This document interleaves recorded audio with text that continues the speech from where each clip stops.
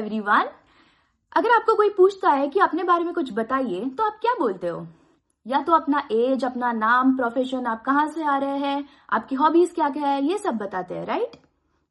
लेकिन अगर आपको कोई पूछता है आपके ट्रिगर्स क्या है, आप जो डिसीजंस ले रहे हैं वो आउट ऑफ फियर है या आउट ऑफ कंफ्यूजन या आउट ऑफ कॉन्फिडेंस, आप बार बार सेम मिस्टेक्स रिपीट क्यों किए जा रहे हैं, और सबसे इंपॉर्टेंट, आप आखिर है कौन, चाहते क्या है? आज की वीडियो में हम बात कर रहे हैं सेल्फ अवेयरनेस के बारे में। है क्या ये चीज यार सेल्फ अवेयरनेस? क्या हमें इसके बारे में कुछ पता भी है या नहीं? जो पता है वो सही भी है या नहीं? क्या हम सेल्फ अवेयर बन रहे हैं?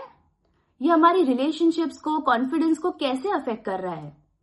एंड सबसे इंपॉर्टेंट, एंड में आपको एक छोटी सी एक्सरसाइज बताऊंगी जो आप आज ही से प्रैक्टिस कर सकते हो और जो आपको ज्यादा क्लैरिटी देगी।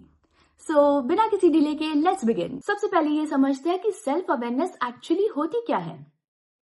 It's simply understanding yourself better. अपने थॉट्स को समझना, अपने फीलिंग्स को पहचानना, उन्हें नाम देना, अपनी हैबिट्स को ऑब्जर्व करना, अपनी स्ट्रेंथ्स और वीकनेसेस को बहुत ऑनेस्टली बिना जज किए एक्सेप्ट करना। ये सब में एक कैच है, लेकिन जब हम ये सब कर रहे होते हैं हमें खुद का क्रिटिक नहीं बनना है। We don't have to criticize ourselves. Let's see with an example. Suppose आपको गुस्सा आ रहा है, तो अवेयरनेस ये नहीं कहती कि मुझे गुस्सा नहीं आना चाहिए। वो आपकी इमोशन को, आपकी फीलिंग को डिसमिस नहीं करती, इनवैलिडेट नहीं करती, इसका एग्जैक्ट उल्टा करती है। इनफैक्ट सेल्फ अवेयरनेस आपकी इमोशन को एक्सेप्ट करती है, बहुत ही काइंडली उसे वैलिडेट करती है। वो ये कहती है कि मुझे गुस्सा आ तो रहा है, लेकिन क्यों? और जब आप ये क्यों पूछना शुरू करते हैं, वहीं से आपकी ग्रोथ शुरू होती है।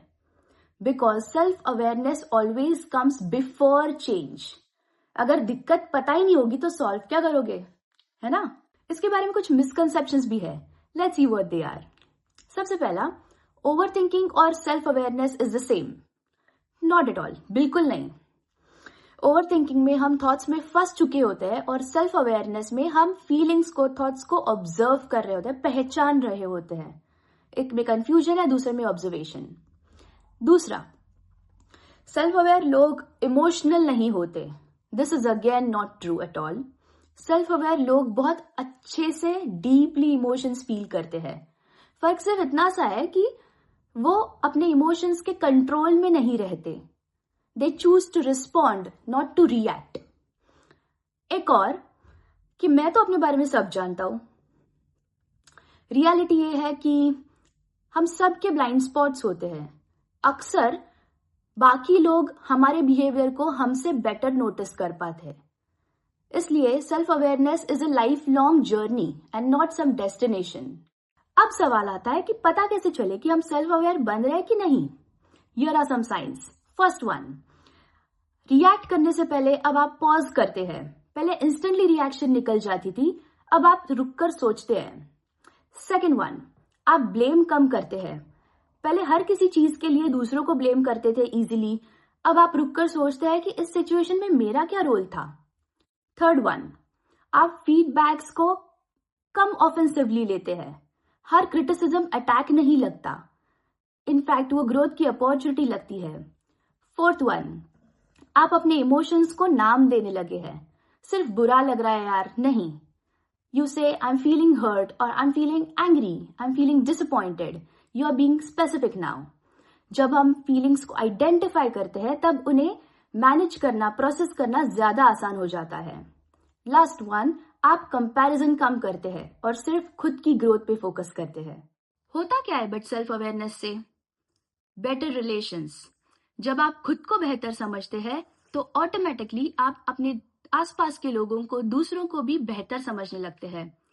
अननेसेसरी रिएक्शंस कम हो जाती है, कम्युनिकेशन बेटर हो जाती है आपकी, और इस वजह से मिसअंडरस्टैंडिंग्स भी ग्रेजुअली कम हो जाती है।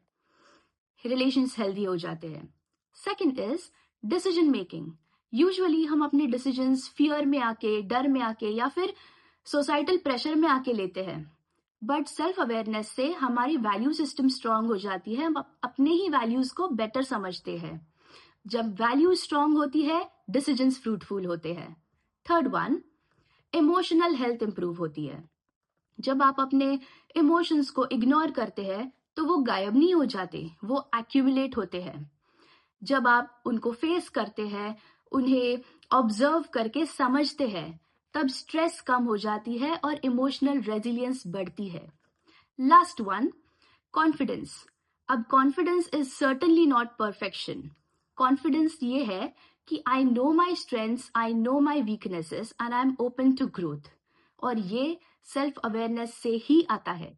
अब मैं आपको एक छोटी सी एक्सरसाइज बताती हूँ, सिर्फ 5 मिनट लगेंगे। सोने से पहले एक नोटबुक लीजिए, write down these 3 questions. First one, आज के पूरे दिन में मैंने सबसे स्ट्रॉन्गेस्ट इमोशन कौन सा फील किया।